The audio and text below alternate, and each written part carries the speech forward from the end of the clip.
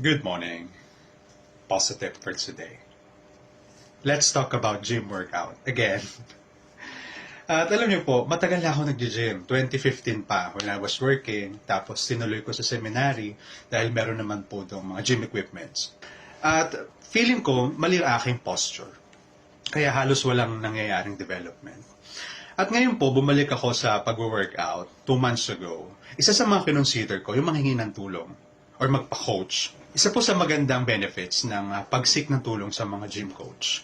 Yung may mga times sa feeling ko hindi ko na kaya. Pero i-cheer ka nila na, hindi, kaya mo yan, sir. Kaya mo pa, meron pang energy. Tapos mag-i-spot sila, they will support you. Hanggang sa ma-meet mo yung desired reps. At nagugulat ako kasi, ay, kaya ko pa pala. Minsan nauunahan talaga tayo ng takot na hindi natin kaya. At kailangan natin ng someone to motivate us, to inspire us na makamit yung goal. At talaga ma-appreciate natin dito na sa panahong akala natin hindi natin kaya, meron talaga isang tao na magsasabi sa'yo, kaya mo yan. O, di ba, nakaya mo? Sana makahanap tayo ng ganitong kaibigan.